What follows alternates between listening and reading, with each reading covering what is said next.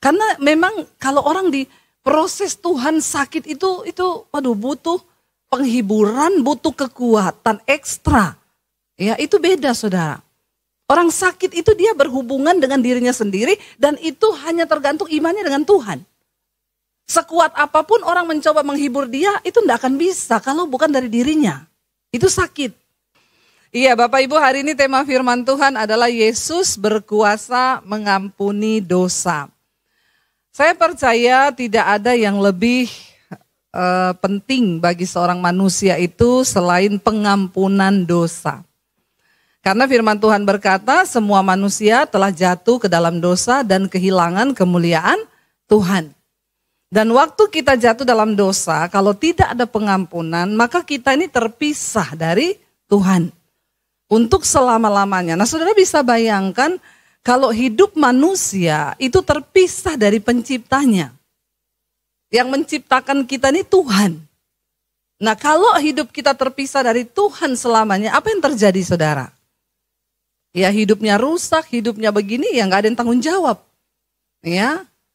Tapi kalau kita menyatu dengan Tuhan Sang Pencipta kita, ya maka itu sesuatu yang luar biasa. Dan sejak manusia jatuh ke dalam dosa, berbuat kesalahan, lalu kita tahu bersama Alkitab berkata upah dosa adalah maut, kematian dalam kekekalan, binasa. Lalu manusia berusaha untuk memperdamaikan dirinya dengan Tuhan.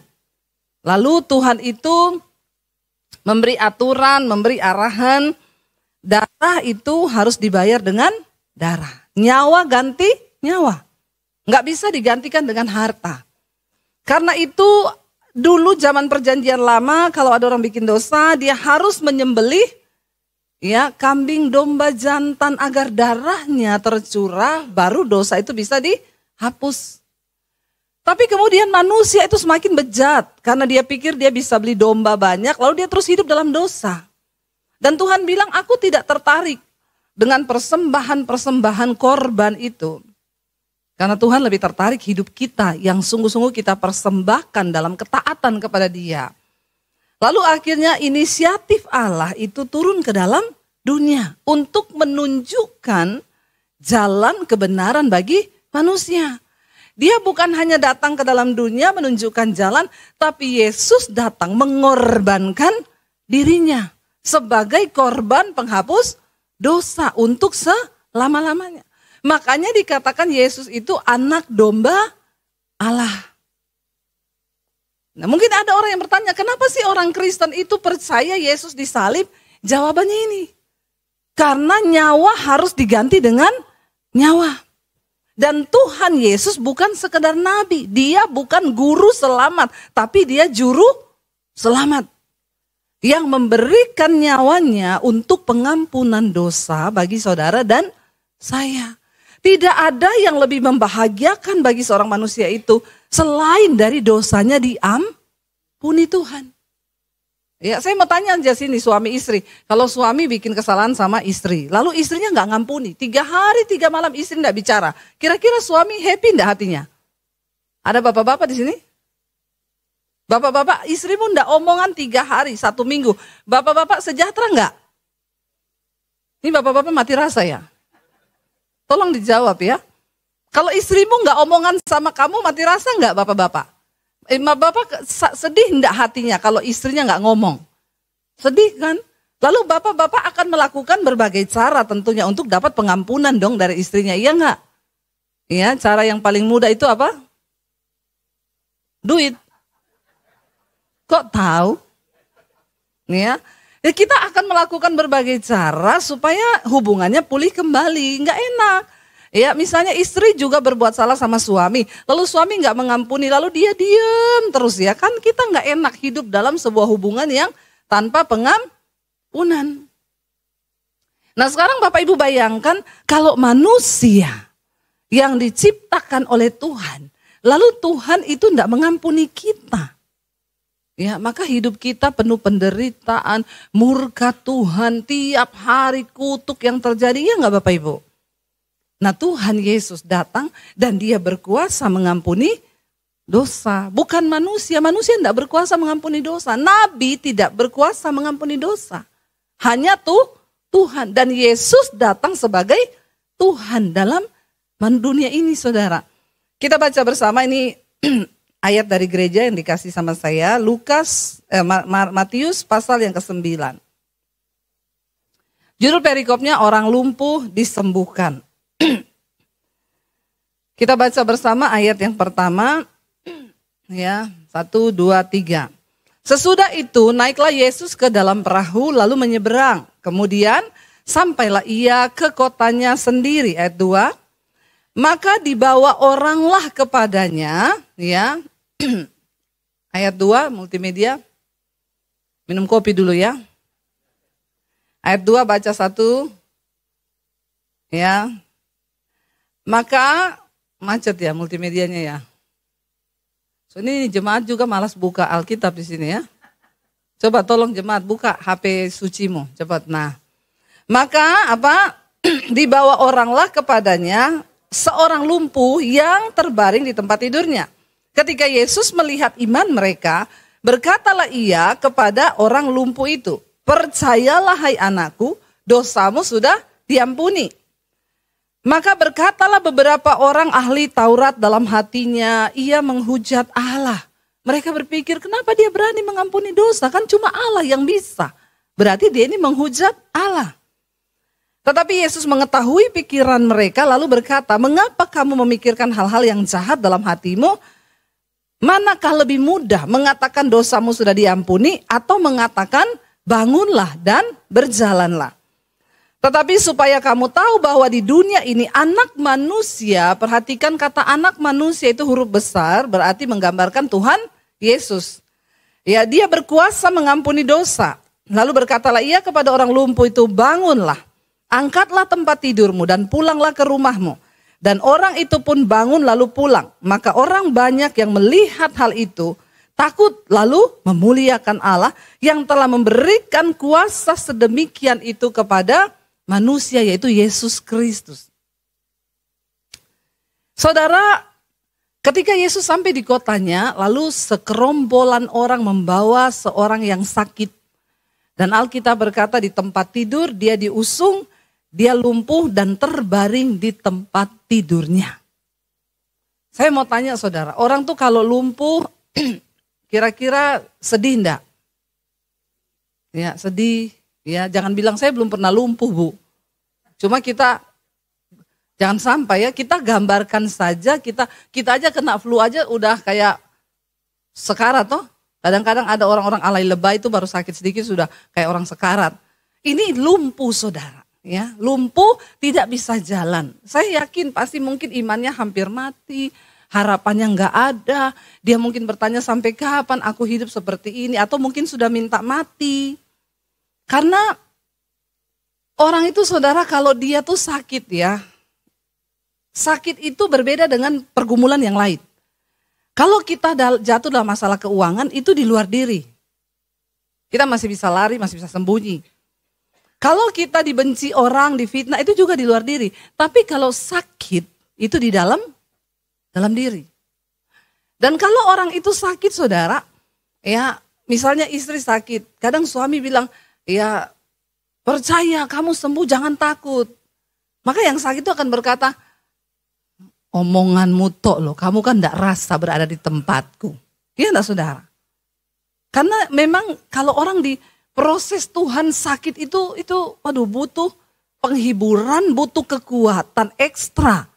Ya itu beda saudara. Orang sakit itu dia berhubungan dengan dirinya sendiri dan itu hanya tergantung imannya dengan Tuhan. Sekuat apapun orang mencoba menghibur dia, itu tidak akan bisa kalau bukan dari dirinya. Itu sakit.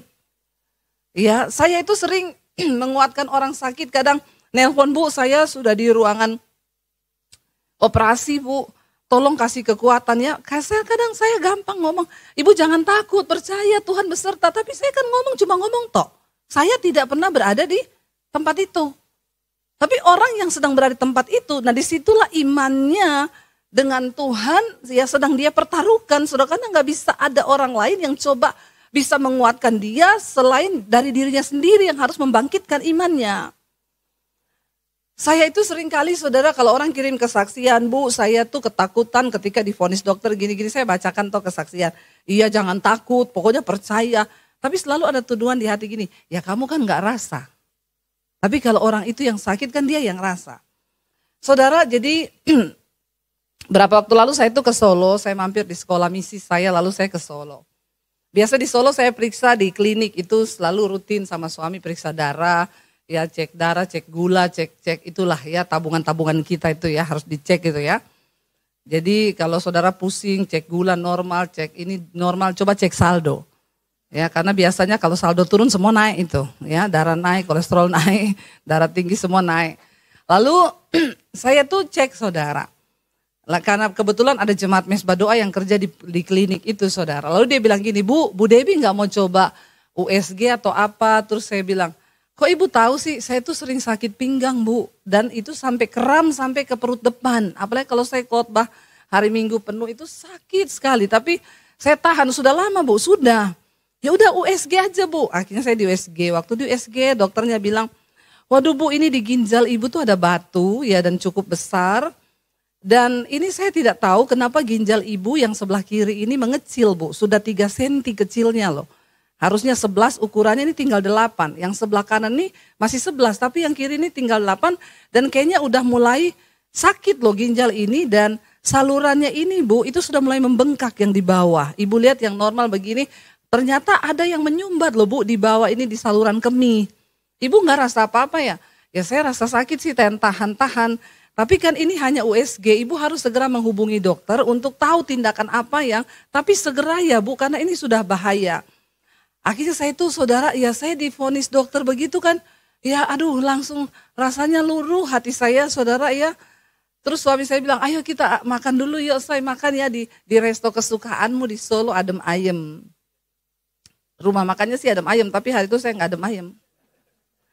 Kita pergi makan saudara, saya itu sepanjang makan merenung loh saya. Tuhan ngapain sih Tuhan pakai sakit begini, selama ini saya tahan sakit itu saya cuma pikir karena saya sering pegang mic sebelah kiri. Jadi otot saya itu agak kram, saya nggak mau pikiran yang negatif. Lagi makan itu suami saya berusaha menghibur-hibur saya. Tenang saya itu enggak apa-apa dalam hati, kamu enggak rasa.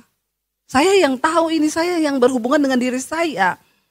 Lalu saya cuci tangan kan ke wastafel, tiba-tiba ada ibu-ibu. Bu Debbie Basir ya, iya Bu. Ibu terima kasih ya. Ketika saya sedang terpuruk mengalami pergumulan yang berat Bu, saya itu dengar khotbah ibu 3 kali sampai 4 kali sehari. Tapi kok bisa ya Bu saat saya dengerin khotbah ibu terus, saya itu sama Tuhan dibuat lupa masalah saya. Jadi saya tiap hari sukacita, saya kayak orang lupa ingatan loh. Dia itu cerita menggebu-gebu saudara. Dan dia berterima kasih lewat firman yang ibu sampaikan. Khotbah-khotbah ibu saya dikuatkan. Dan dia tidak tahu saya lagi tidak kuat saat ini. Jangan tertawa dosa loh saudara. Ya, karena pendeta juga manusia. Jadi saya bilang, oh iya Bu puji Tuhan. Iya ibu ngerti gak sih kayak orang lupa ingatan. Dan saya bilang Tuhan aku juga mau lupa ingatan hari ini Tuhan. Bikin dong aku begitu gitu ya. Kok ibu itu bisa lupa ingatan, saya nggak bisa nih Tuhan ngerti ada penyumbatan. Lalu saya duduk, saya bilang sama suami saya gini, Tuhan tuh ajaib ya. Aku tuh lagi sedih loh, tapi ibu itu tadi bersaksi loh, dia begini-begini. Terus suami saya bilang, lah itu sudah dapat kekuatan dalam hati saya, sudah dapat kekuatan. Ya kamu bisa ngomong, tapi kan saya yang merasakan saudara. Akhirnya kita pulang ke Jakarta, sampai Jakarta saya konsultasi ke satu rumah sakit, ketemu dokter ahli. Ya, lalu saya konsultasikan, Bu harus CT scan. Karena ini tidak bisa ketahuan ukuran batunya itu berapa. Kalau di CT scan semua kelihatan, ya udah. Aduh, saya tuh masuk ke ruang CT scan saudara ya. Tuhan itu yang paling saya takuti ya. Saya ketemu dokter tanya, ibu pernah sakit? Apa enggak pernah Dok? Ibu umur berapa? 50 mau jalan 51. Berarti ibu kaum Lolita. Apa itu Dok? Lolos 50 tahun. Puji Tuhan ibu selama 50 tahun kan ibu gak pernah keluar masuk rumah sakit kan. Ya ini kan ibu sudah lolos 50 tahun. Saya bilang ya ini sudah masuk 51 Dok. Makanya juga sudah mulai ada yang bermasalah. Akhirnya masuk ke ruang CT scan saudara. Aduh disitulah saya mulai deg-degan. Tapi saya merasakan ternyata selamat ini jemaat tuh kalau ngomong Bu saya di ruang operasi takut. Saya di ruang CT scan takut. Dan sekarang saya mengalami gitu ya, lihat alatnya begitu saya tiduran di situ, lalu disuruh ya tarik napas, mesinnya bunyi kan. Cuma saya sendiri di dalam situ, tidak ada orang, saya tarik napas. Aduh Tuhan kok mengerikan gitu ya, ada di tempat-tempat yang seperti ini gitu ya. Aduh gitu ya, saya masuk, habis itu ya selesai, keluar lagi, masuk lagi ke dalam, tarik napas. Aduh rasanya mau berhenti napas saya di situ. Tapi ya sudah selesai, akhirnya saya masih di hati tuh, kenapa sih harus begini, harus begitu. Ya akhirnya kita ke dokter, tunggu hasil CT scan keluar, saya konsultasi dokter. Dokter bilang, wah pantes Bu, ini ukuran batunya 2,5 cm. Kalau ukurannya masih di bawah 1 cm, kita masih bisa getar tok, dia pecah, nanti keluar. Tapi ini sudah 2,5 dan posisinya sudah turun di bawah. Ini ibu gak sakit? Sakit dok. Tapi ibu lumayan kuat ya, nahan sakit ini seperti ini. Ya sakit, saya kalau rasa sakit tuh kayak ditusuk pisau dari belakang sini tembus ke depan dan kram saudara. Tapi kan gak ada yang tahu kan. Lalu dokternya bilang ya ini nggak bisa ini lagi Bu, harus segera dioperasi loh. Karena ini sudah membengkak sekali, ibu punya saluran itu dan ginjalnya sudah mulai berkurang fungsinya itu. Hati-hati kalau sampai ini dibiarkan terus, karena dia lihatin saudara, ginjal sebelah kiri saya itu sudah tercampur air. Nah ini air nggak bisa keluar. Lalu dia terangkan, nanti ibu akan dioperasi lalu dipasang selang Bu di dalam ginjal. Aduh saya mendengar itu saudara, ya Tuhan. Kok ngeri banget ya saudara, suami saya gini, sabar say, percaya, lu percaya aku, tapi kan kamu ndak rasa. Ya udah saudara, saya berusaha lah menguatkan diri saya sendiri. Lalu ketika kami minta hasil CT scan, tunggu duduk untuk saya mau minta fotokopiannya ya, maksudnya bawa aslinya karena sudah dilihat di komputer, dokter sudah narangkan. Saya duduk masih merenung saudara. Tuhan kenapa sih harus begini ya, coba nggak usah operasi atau apa. Tiba-tiba ada ibu-ibu duduk di depan saya, Bu Pendeta Debbie Basir ya. Terus iya Bu, Ibu saya jemaat Mesbah Doa Ibu loh. Iya, Ibu lagi ngapain? Nunggu hasil CT scan. Oh Ibu sakit? Iya Bu, ada tumor di batang otak. Terus saya, oh terus gimana Bu? Puji Tuhan sih sudah operasi 3 kali. Jangan tertawa kau. Sudah operasi 3 kali Bu. Iya karena tumor saya itu sudah melekat di batang otak Bu. Jadi dokter gak bisa ambil semua. Jadi diambilnya sedikit. Nah tiap tahun kan dia tumbuh. Jadi tiap tahun kepala saya harus dioperasi. Ini sudah yang ketiga. Nah ini saya CT scan lagi mau lihat hasilnya ada tumbuh lagi enggak. Terus kalau tumbuh lagi operasi lagi. Iya Bu. Dia jawabnya biasa banget saudara. Dan saya yang begini kok udah kayak mau mati gitu besok. Dan saya melihat itu, terus Tuhan itu kasih tahu di hati saya ya, kamu tuh lihat loh, itu dia jemaat loh. Dan dia mengalami yang sebegitu, saya baru menyadari saudara ya, ternyata memang ketika kita diproses Tuhan sakit, di situ kita hanya dengan Tuhan. Orang luar pun akan berusaha memberi kita kekuatan. Itu enggak akan bisa, karena di situ di rumah sakit tidak ada yang bisa menggantikan posisi kita untuk tidur di meja operasi itu. Dan saya melihat ibu itu, saya bilang, Bu, terus ibu selama ini kuat bagaimana? Lewat khotbah-khotbah ibu.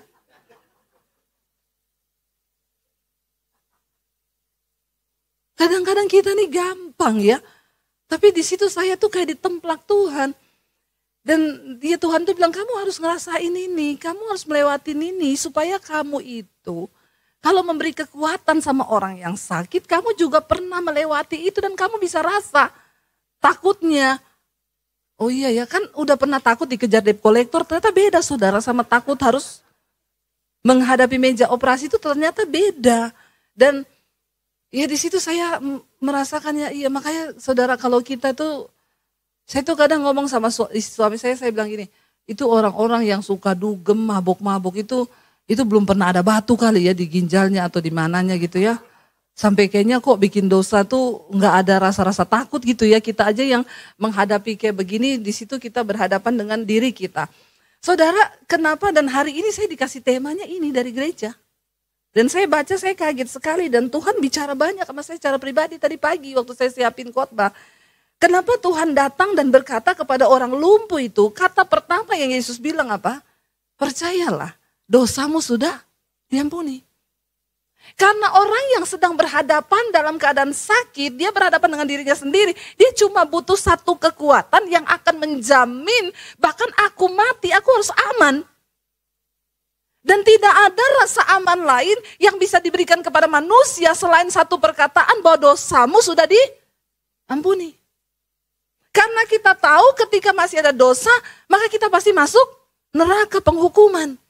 Tapi Tuhan memberi kekuatan kepada orang lumpuh ini. Pertama kali yang dia bilang, percayalah hai anakku bahwa dosamu sudah diampuni. Makanya bagi orang yang ada dalam Kristus, ya, kita nggak perlu takut lagi saudara. Kita percaya bahwa kematian pun adalah sebuah keuntungan. Jadi saya pulang dari khotbah nanti ini jam 2:30 saya langsung masuk rumah sakit. Dan besok saya akan dioperasi. Tolong saudara bantu dalam doa ya. Kali ini saya minta bantu doa ya saudara ya. Karena saya juga manusia biasa ya. Tapi saya percayalah hidup mati kita di tangan Tuhan kan. Semua Tuhan yang pegang kendali lah. Ya dan ya saya melihat saudara bahwa orang-orang yang punya iman kepada Tuhan, dia percaya bahwa dosanya diampuni, maka kita akan bisa berkata bahkan sekalipun kematian itu adalah sebuah keuntungan. Karena kita percaya bahwa Tuhan sudah mengampuni dosa kita. Pengampunan dosa itu kebutuhan bagi manusia karena itu bersangkutan dengan keselamatan saudara. Dan Yesus bukan hanya nabi, dia bukan hanya guru selamat, tapi dia juru selamat yang datang dan menyerahkan dirinya. Makanya dia yang bisa mengampuni dosa manusia. Buka bersama Lukas pasal 24 ayat 46 mulai. Lukas 24 ayat 46. Puji Tuhan ya saudara. Baca bersama. Katanya kepada mereka, ada tertulis demikian.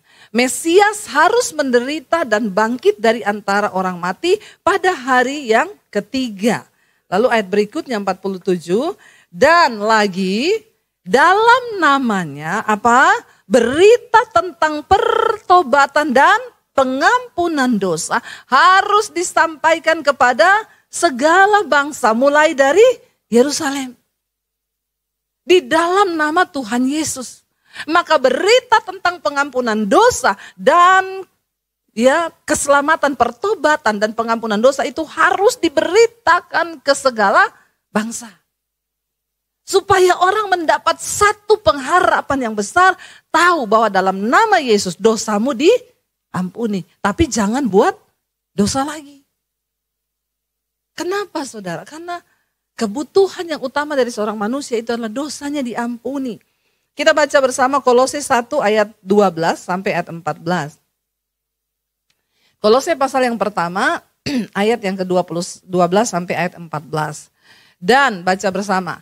Mengucap syukur dengan sukacita kepada Bapa yang melayakkan kamu untuk mendapat bagian dalam apa yang ditentukan untuk orang-orang kudus di dalam kerajaan terang. Ayat 13. Ya, ia telah melepaskan kita dari kuasa kegelapan dan memindahkan kita ke dalam kerajaan anaknya yang kekasih. Ayat yang ke-14. Di dalam dia kita memiliki penebusan kita, yaitu apa? Pengampunan dosa. Kita bersyukur, tadinya kita ini gak layak. Tapi oleh rahmat Allah yang besar Allah Bapa, kita dilayakkan menjadi anggota keluarga kerajaan terang. Kita dibebaskan dari pengaruh kuasa kegelapan. Dan di dalam Kristus lewat kematiannya, kita mendapatkan pengampunan dosa dan penebusan hidup kita. Jadi dosa yang lalu gak diperhitungkan Tuhan. Hari ini kita mulai baru dengan Tuhan. Hidup baru. Sampai pada garis akhir nanti Tuhan datang kembali saudara. Jadi ayo kita sungguh-sungguh dengan Tuhan. Ayat yang terakhir Mazmur 32 ayat 1 dan 2 kita baca saudara. Ya apa yang firman Tuhan katakan. Mazmur 32 ayat 1 dan 2. 1, 2, 3. Dari Daud nyanyian pengajaran. Berbahagialah orang yang diampuni pelanggarannya, yang dosanya ditutupi. Berbahagialah manusia yang kesalahannya tidak diperhitungkan Tuhan. Kita ini bersyukur saudara. kita ini diselamatkan, kesalahan kita tidak lagi diperhitungkan kepada kita, apakah itu tidak anugerah? Ya, apakah itu bukan satu hal yang luar biasa? Makanya jangan lagi kita ini mau berbuat dosa. Karena kita sudah diampuni oleh Tuhan. Dan ini adalah satu berita yang paling luar biasa. Waktu kita tahu dosa kita sudah diampuni. Kita juga percaya bahkan kematian tidak akan pernah bisa memisahkan kita dari Kristus. Coba kita berpikir saudara, tidak enak. Dosa membuat manusia harus membayar lebih mahal. Dosa menyebabkan hidup kita terpisah dari Tuhan. Dosalah yang mengakibatkan kehancuran di dalam segala sesuatu. Kenapa pelayanan hancur? Kenapa gereja hancur? Kenapa rumah tangga hancur? Kenapa masa depan kita hancur? Itu yang menjadi penyebab kita tidak pernah mengalami janji Tuhan dan kemuliaannya. Cuma satu, akibat dosa. Bangsa Israel mengalami penghukuman Tuhan, murka Tuhan. Akhirnya mereka diizinkan ada dalam pembuangan di Babel. Karena mereka sudah menjauh dari Tuhan. Mereka melakukan kekejian di mata Tuhan. Kenajisan, percabulan. Mereka membangun dewa-dewa yang bukan Tuhan lagi. Sehingga Tuhan murka dan mengizinkan mereka harus dibuang ke Babel. Di dalam tekanan yang begitu berat saudara. Umat Allah yang disebut dengan keturunan Yakub ini, Israel. Mereka berteriak kepada Tuhan. Bahkan mereka menganggap bahwa percuma mereka berharap lagi kepada Tuhan. Sebab Tuhan sudah tidak lagi memperhatikan kehidupan mereka. Coba kita buka bersama Yesaya pasal 40 saudara. Yesaya pasalnya yang ke-40 kita akan lihat. Mulai dari ayat yang ke-26. Yesaya 40 ayat yang ke-27. Ayat yang ke-26 kita baca saudara ya.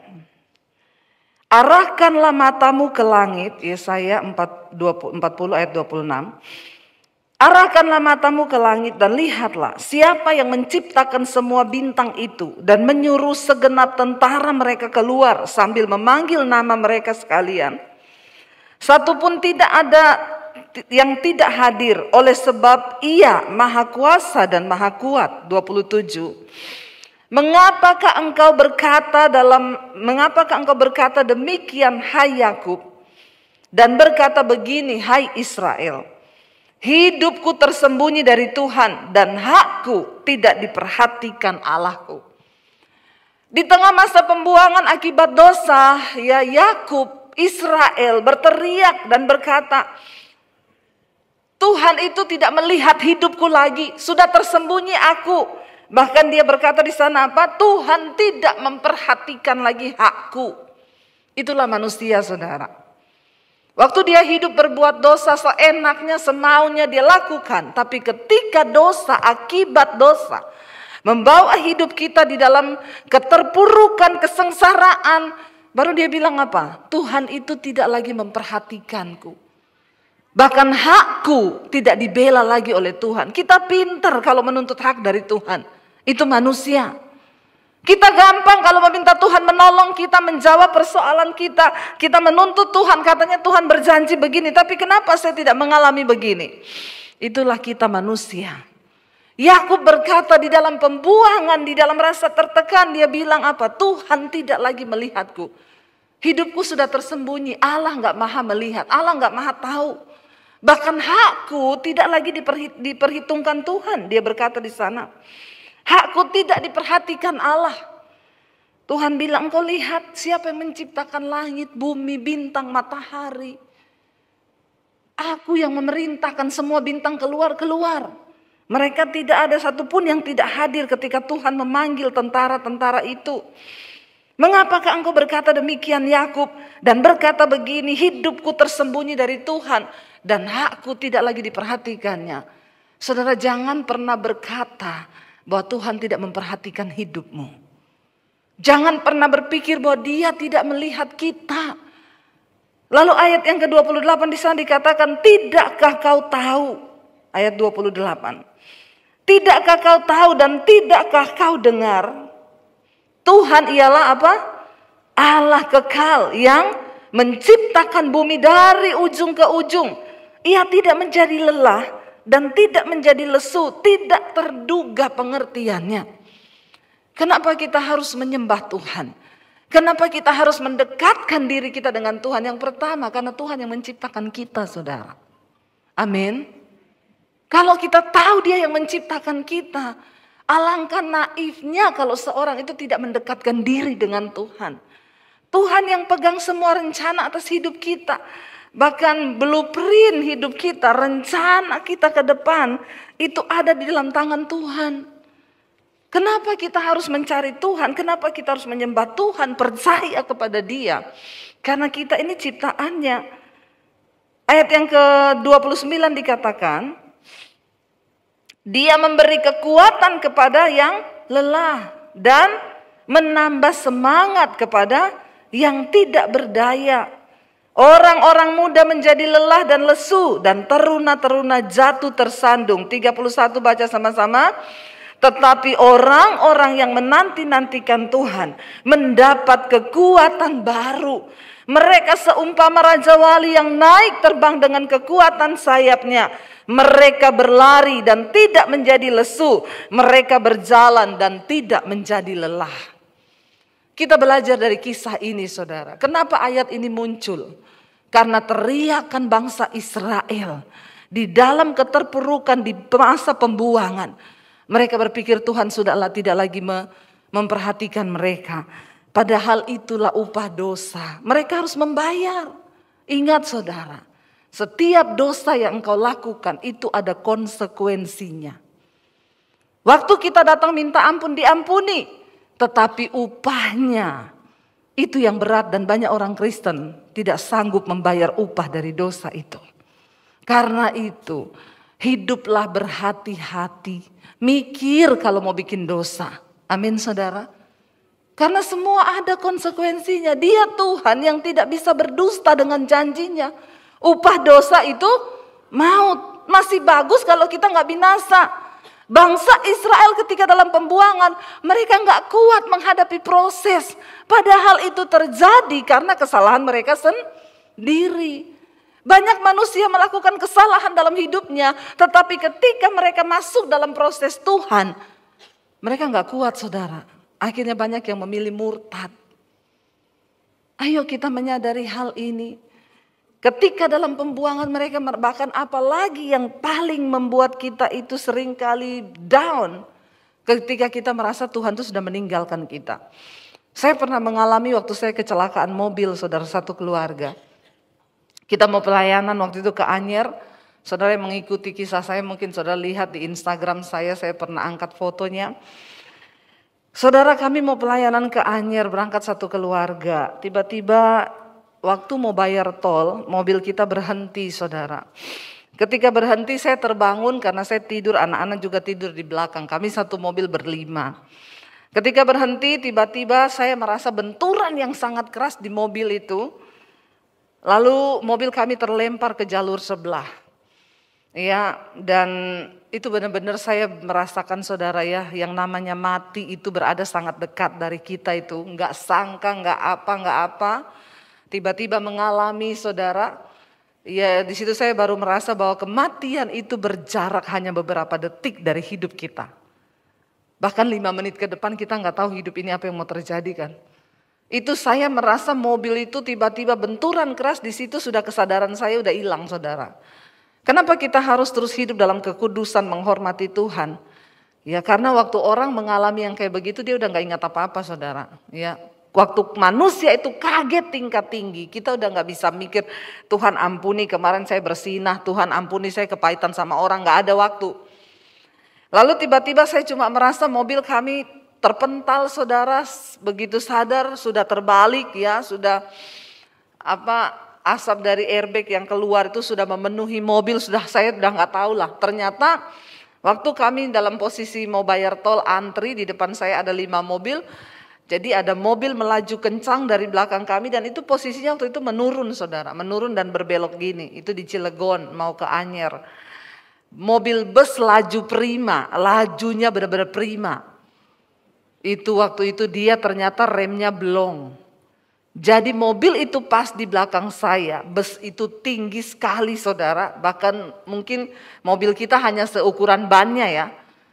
Itu dia hantam mobil saya saudara ya. Benar-benar mobil yang pertama dihajar tuh mobil kita. Tapi untung suami saya diberi, saya yakin itu Tuhan lah. Diberi hikmat, dia banting setir ke kanan. Jadi mobil kami keluar dari jalur itu dan terbalik ke sebelah sana. Tetapi itu saya tidak bayangkan kalau kita tidak terlempar ke kanan. Itu penyok di antara mobil depan dan juga bus itu, kita benar-benar mati satu keluarga. Mobil kita terlempar tapi belakang mobil saya tuh hancur sampai hampir ke depan. Anak saya di belakang tidur melintang. Ya, waktu kejadian itu saya bingung saudara. Jadi dari kursi belakang sampai bagian tengah itu remuk, sampai benar-benar remuk. Saya bingung waktu itu, anak saya yang paling kecil yang tidur di belakang waktu itu sudah di pangkuan saya di depan. Lalu akhirnya saya buka pintu mobil sambil berusaha keluar saudara. Ya panggil orang minta tolong, gak ada yang mau nolong karena mereka bilang itu mobil mau meledak, ada asap, padahal itu airbagnya yang keluar saudara. Ya jadi saya keluarin anak saya satu-satu. Ya dan puji Tuhan itu mobil menurut asuransi hancur 80%. Tapi kami tidak ada satu luka pun, satu keluarga. Itu Tuhan saudara, itu Tuhan. Dan waktu itu saudara ya oke, saya merasa pembelaan Tuhan. Sampai waktu itu polisi datang saudara, saya sudah dibawa. Ada satu mobil Pajero, orang bilang bawa ke rumah sakit dulu lah, nanti dicek ada apa-apa. Jadi saya sama anak-anak kita sudah pergi, suami saya yang tinggal di situ ngambil barang-barang dari mobil. Ada polisi datang, dia bilang sama suami saya, aduh pak ya, untung bapak sendiri. Kalau bapak bawa keluarga tadi ini pasti ada yang meninggal, lihat keadaan mobil seperti ini. Suami saya bilang kami berlima pak, polisinya bilang astagfirullah. Terus yang mana pak, siapa aja, istri, anak saya 3. Oh iya, terus mereka mana sekarang? Lagi dibawa ke rumah sakit. Lalu polisinya ngelus-ngelus suami saya, ikhtifar ya pak ya, namanya musibah kita nggak tahu, bapak ikhtifar. Suami saya bilang iya pak, haleluya. Terus dia tanya, terus gimana pak, tadi istri anak parah ya, ada yang pasti parah yang di sini. Suami saya bilang puji Tuhan pak, nggak ada apa-apa, nggak ada luka satupun. Polisi bilang, hah iya? Dia bilang subhanallah. Suami saya bilang haleluya. Ya, iya pak puji Tuhan. Dia bilang di tempat ini sering sekali orang kecelakaan. Yang kemarin tuh mobilnya nggak apa-apa, suami istri mati di situ. Jadi setannya mau mencobai. Kami satu keluarga pergi, kita berdoa dalam nama Yesus segala roh maut, roh kecelakaan. Tapi ya memang belum waktunya mati kan saudara. Ya kalau belum waktunya mati ya enggak mati. Pokoknya tapi siap-siap aja kan. Siapa tahu Tuhan panggil nanti 5 menit atau 10 menit ke depan, kita nggak ada yang tahu kan. Sekali lagi kalau saya ngomong mati begini jangan melirik sama yang rambut putih. Ya kalau saudara bilang kayaknya dia duluan nih. Belum tentu yang rambut putih yang mati duluan. Ya, bisa jadi yang sebelah kanan saudara besok sudah nggak ada. Coba lihat sebelah kananmu. Bisa jadi besok udah nggak ada. Lihat sebelah kirimu, bisa jadi dia sebentar malam. Ya, jadi yang namanya mati itu bisa. Nah, akhirnya ketika kami mengalami kecelakaan, ini poinnya saudara.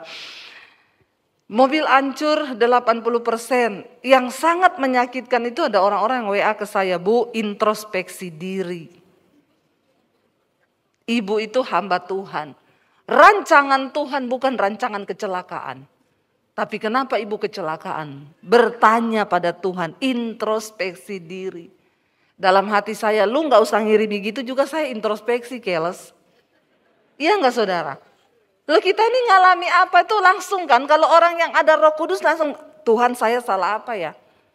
Dan yang lebih menyakitkan, waktu itu saya tanya, Tuhan saya dosa apa sampai Tuhan izinkan kami kecelakaan sebegini. Ini hampir mati loh. Ini benar-benar nyawa loh Tuhan.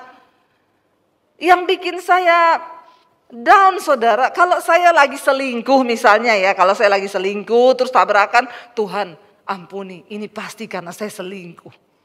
Kan lebih enak gitu ya, kita tahu kan. Masalahnya saya tidak mendapati sesuatu yang bikin Tuhan tuh murka. Ngerti gak saudara?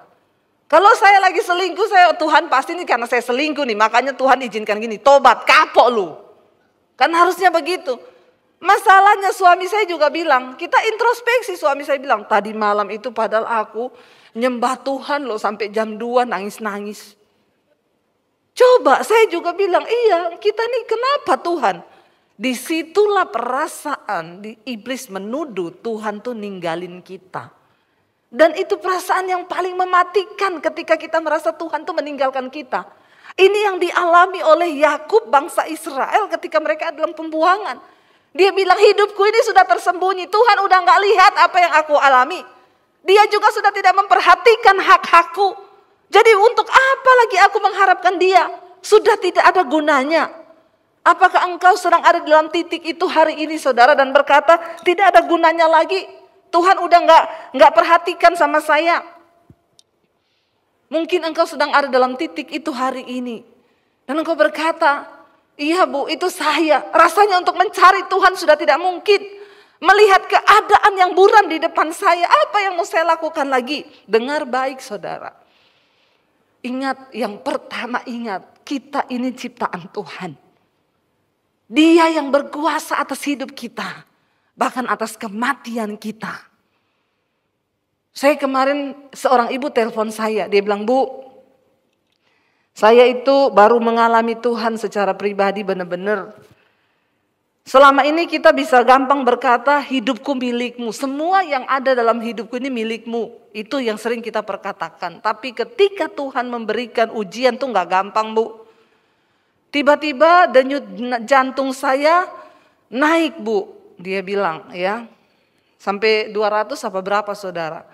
Jadi saya periksa ke dokter, nyut-nyut jantungnya. Dokter bilang ini korslet, kelistrikan jantungnya korslet.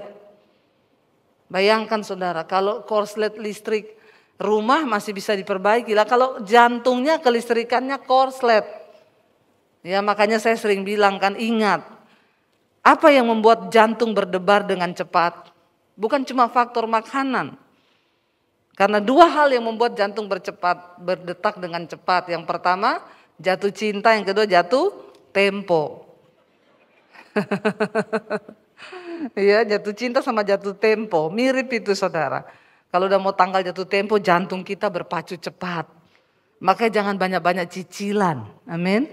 Itu yang menyebabkan orang mati mendadak.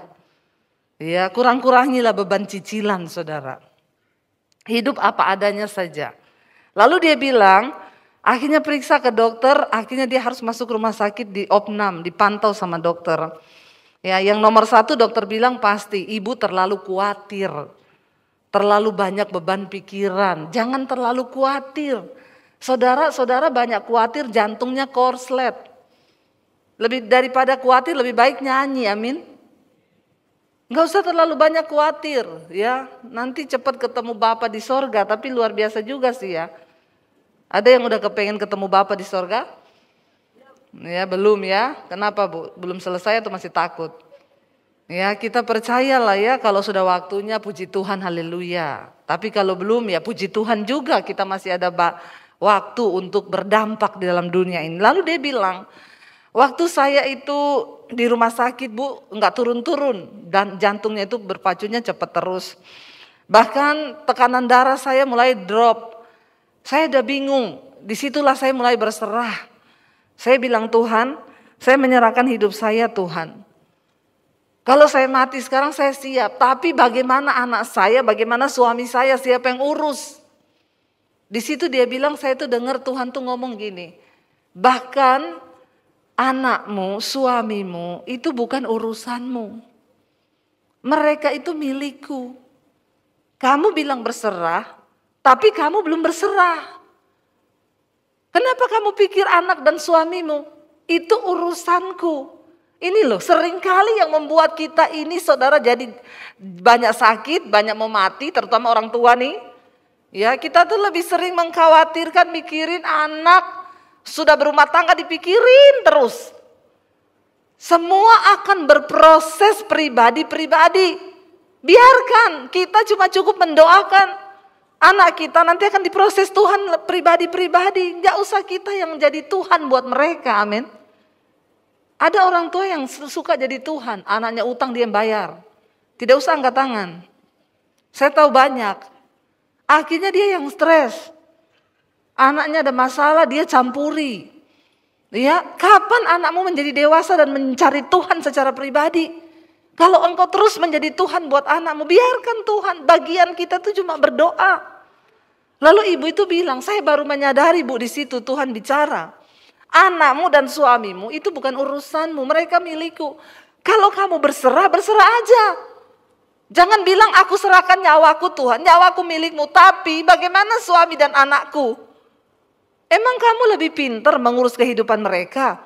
Di situ dia bilang, saya bertobat Bu. Saya baru tahu arti dari semua itu milik Tuhan ketika saya udah rasa mau mati itu. Terus Tuhan ngomong begitu. Akhirnya saya bilang, oke Tuhan, aku serahkan semuanya. Suami, anakku, kalau sudah waktunya aku mati sekarang, aku berserah. Tapi ternyata dia gak jadi mati. Karena Tuhan memang masih, dia bilang, saya cuma dapat Bu, 1 poin di situ tentang semua milik Tuhan. Jadi kita ini ternyata benar-benar gak punya hak. Ketika saya merasa Tuhan meninggalkan saya, saudara, saya udah gak mau berdoa. Kira-kira seperti yang dialami Yakub ini, untuk apa saya cari Tuhan? Tuhan bikin kita malu, kecelakaan begini, semua orang bilang introspeksi diri, hamba Tuhan kok kecelakaan. Padahal Alkitab bilang rancanganku bukan rancangan kecelakaan. Di situ saya terpuruk, saya terpukul saudara, tapi saya akhirnya dipulihkan Tuhan. Karena memang hari-hari itu saya disuruh Tuhan baca kitab Ayub. Pertama, rumah kami kemalingan. Ada maling masuk. Dicuri semua saudara, barang-barang elektronik, HP, laptop dicuri. Waktu itu saya bertanya, Tuhan, rumah orang yang lebih berdosa dari kita di sini tuh banyak. Lo benar gak saudara?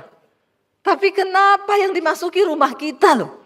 Kan lebih enak kalau kita bersaksi, saudara, tadi malam ada maling mau masuk rumah saya. Tapi Tuhan ajaib, malingnya kesangkut di pagar sampai pagi. Itu kayaknya lebih enak kan untuk kita dengarkan. Wih dahsyat, semua tepuk tangan. Wih Tuhan ajaib, maling kesangkut. Kan gak enak kalau kesaksiannya maling masuk rumah, nyuri barang-barang kita. Terus perlindungannya di mana? Kita yo kalau tidur malam berdoa loh. Di situ saya bertanya, Tuhan, kenapa Tuhan izinkan masuk ke rumah kita? Kenapa bukan ke rumah orang yang banyak lebih berdosa dari kita tuh banyak? Di situ saya dengar suara Tuhan baca kitab Ayub. Tapi saya pikir alay banget, cuma kehilangan kayak gitu suruh baca kitab Ayub. Apa yang saya alami ini gak ada apa-apanya lah sama Ayub. Ngeyel saya, berapa hari kemudian kita kecelakaan itu. Suara itu datang lagi, baca kitab Ayub. Saya bilang kalau ini sudah tidak main-main ini. Kita hampir mati satu keluarga nih, hampir nyawa ini benar. Akhirnya saya baca. Baru di situ saya bisa mengkhotbahkan kitab Ayub itu luar biasa. Dari khotbah saya itu orang-orang semua baru mengerti saudara tentang penderitaan yang paling mematikan. Karena di sana Ayub sempat berkata, percuma aku ikut engkau. Lebih mujur orang-orang yang tidak takut Tuhan. Mereka gendut, nasibnya baik-baik. Tidak ada penyakit. Aku ini yang sudah hidup kudus, menjaga kekudusanku untuk apa? Buktinya juga aku mengalami lebih parah daripada orang-orang yang tidak mengenal engkau. Di situ firman Tuhan datang saudara. Lewat sahabatnya berkata, Ayub, engkau hidup kudus, engkau hidup benar. Tuhan tidak untung. Tuhan tidak untung. Dia enggak tambah mulia dengan kekudusanmu. Kalau engkau hidup benar, engkau hidup kudus, engkaulah yang untung. Karena apa yang kau tabur itu akan engkau tuai. Sebaliknya kalau engkau memilih hidup berdosa, sorry, Tuhan juga enggak rugi. Silakan kalau ada di antara saudara yang memilih untuk hidup berdosa, silakan. Tuhan tidak pernah dirugikan dan kemuliaannya tidak akan pernah berkurang ketika manusia memilih untuk hidup dalam dosa. Tapi engkaulah yang akan merasakan akibatnya. Karena apa yang kau tabur itu akan engkau tuai. Kebinasaan kekal. Di situ saya menangis dan meneteskan air mata. Saya juga bertanya, kenapa Tuhan? Kenapa Tuhan? Saya bilang, ampuni saya Tuhan. Saya tahu semuanya mendatangkan kebaikan. Akhirnya mobil saya digantikan saudara. Waktu itu Honda Freed diganti Innova yang terbaru. Yang tadi ngomong introspeksi diri itu, WA. Bu, ternyata ajaib ya Tuhan. Ibu kecelakaan karena Tuhan mau ganti mobil yang lebih bagus ya. Saya bilang, ibu mau ganti Mercy? Saya doakan masuk di bawah kontainer. Itu orang Kristen picik saudara. Ya, dia pikir kalau mau ganti Mercy terbaru saya doakan sekarang bu. Mau masuk di bawah kontainer? Jangan bu, nggak mau. Nggak apa-apa saya naik Avanza aja. Mau pilih mana? Sorry saudara, Tuhan tuh bekerja dengan caranya. Dan di balik semua peristiwa tuh ada nilai. Bangsa Israel tuh nggak ngerti. Kenapa mereka ada dalam pembuangan? Mana dia berteriak sudah di pembuangan karena dosa. Ngomong lagi. Ternyata Tuhan tidak melihat hidupku. Hak-hakku tidak ada. Tuhan memberi nasihat kepada mereka. Orang yang menanti-nantikan Tuhan akan mendapat kekuatan yang baru. Di sana dikatakan, dia memberi kekuatan kepada yang lelah ayat 29. Dan menambah semangat kepada yang tidak berdaya. Kenapa kita harus mencari Tuhan di tengah masa kesulitan kita? Karena dia sumber kekuatan. Cuma dia yang bisa memberikan saudara semangat kepada orang yang sudah tidak berdaya. Engkau tidak akan mendapatkan itu di diskotik, percuma. Ya, jangan pergi ke tempat yang seperti itu untuk mencari kekuatan. Engkau pulang semakin stres, bisa berakhir dengan bunuh diri. Ada bapak-bapak di Jakarta, dia bilang sama istrinya, dia tanya dari mana? Saya ini penat di dalam rumah. Dari mana kamu? Ya dari sana mencari kekuatan. Dicek istrinya saudara, ternyata suaminya ke Holy Wings. Dia tanya, apa itu Holy Wings? Gereja baru. Holy Wings. Sayap kudus saudara, jangan salah masuk. Saudara pikir wah gereja baru ini. Jangan saudara kita lari dari Tuhan. Ketika engkau datang di kaki Tuhan. Ayat ini berkata, dia yang memberikan kekuatan kepada yang lelah dan menambah semangat kepada yang tidak berdaya. 30, orang-orang muda menjadi lelah dan lesu. Hari-hari ini menghadapi persoalan zaman. Ya, kita melihat akan datang masa yang sukar di depan. Bahkan orang muda akan menjadi lelah dan lesu. Dengar baik-baik yang muda-muda di sini. Engkau tidak punya cukup kekuatan untuk bertahan dengan kepintaranmu, dengan tenagamu. Habis menghadapi masa yang semakin sulit ke depan. Ayat ini berkata, orang muda menjadi lelah dan lesu dan teruna-teruna jatuh tersandung. Tetapi orang yang menanti-nantikan Tuhan, mereka akan mendapat kekuatan baru. Siapa yang membutuhkan kekuatan baru hari-hari ini? Kita semua membutuhkan kekuatan yang baru. Mereka seumpama raja wali yang naik terbang dengan kekuatan sayapnya. Mereka berlari dan tidak menjadi lesu. Mereka berjalan dan tidak menjadi lelah. Rasul Paulus berkata, siapapun saudara yang mengaku percaya kepada Kristus, engkau mau atau tidak, kita semua ada di dalam gelanggang pertandingan. Karena itu Rasul Paulus bilang, berlarilah begitu rupa supaya engkau memperoleh mahkota itu, yaitu kehidupan yang kekal. Tapi apakah kita bisa berlari saudara? Dengan semua persoalan hidup yang sedang kita hadapi, dengan tantangan yang begitu berat, banyak orang mulai menjadi lelah. Banyak orang mulai menjadi capek. Lalu dia menyerah di tengah jalan. Tetapi orang yang terus menantikan Tuhan. Ayat ini menjamin. Dia akan berlari tapi tidak menjadi lelah.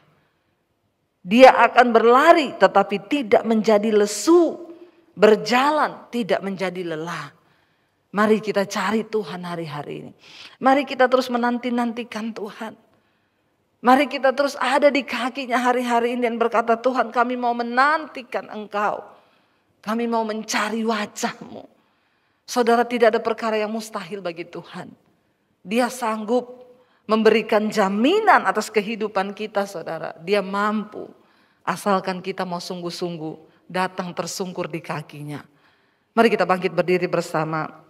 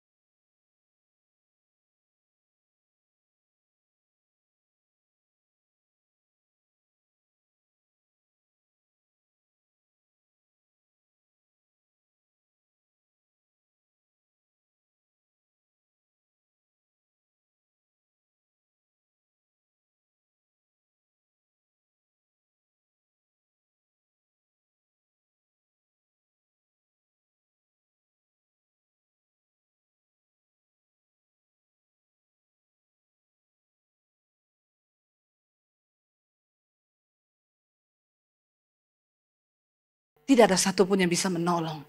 Yang saya punya cuma Tuhan. Dengan satu pengharapan saya bilang, Tuhan, Engkau tahu kami tidak bersalah. Tuhan yang tahu hidup kami. Dan Tuhan tidak buta, saudara.